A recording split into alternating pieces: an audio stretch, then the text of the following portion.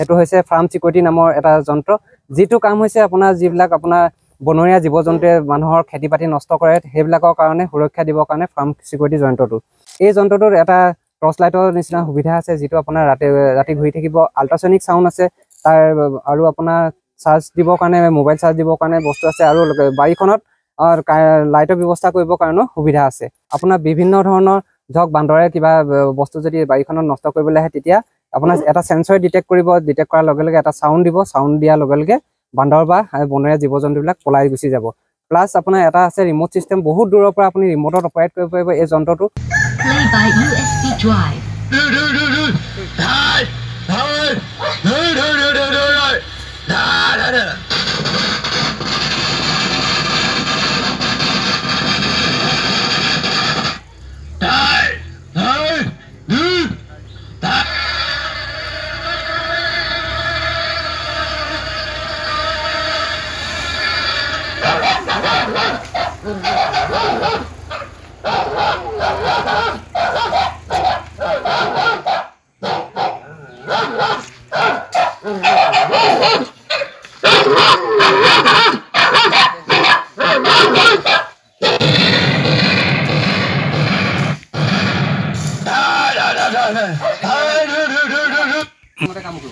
এটা হৈছে সেন্সৰ এটা হৈছে ৰিমোট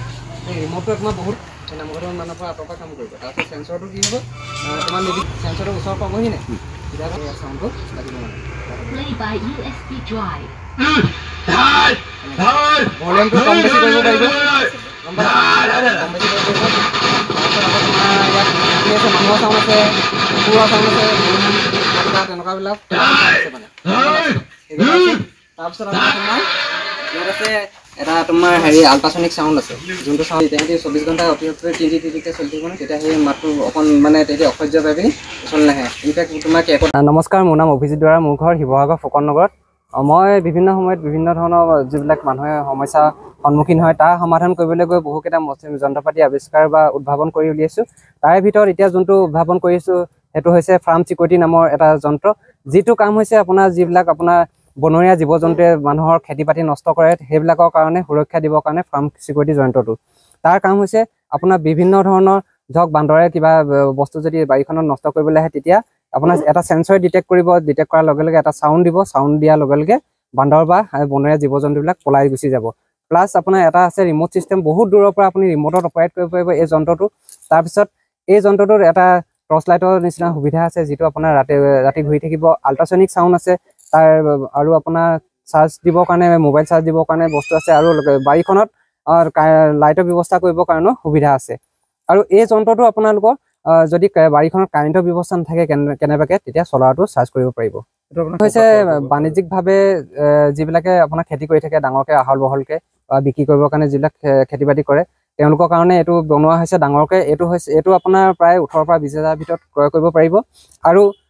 এতিয়া যোনবিলাক মানুহে ব্যক্তিগতভাৱে কিছুমানৰ ঘৰত লগাবৰ কাৰণে সৰু সৰু ডিভাইচ বনাবৰ কাৰণে চেষ্টা কৰি আছোঁ আৰু সেইটো বহুত কম দামতে ল'ব পাৰিব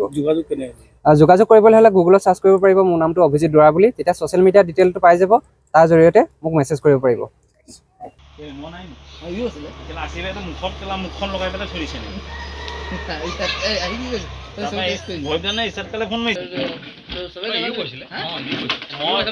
আবাজ নতুন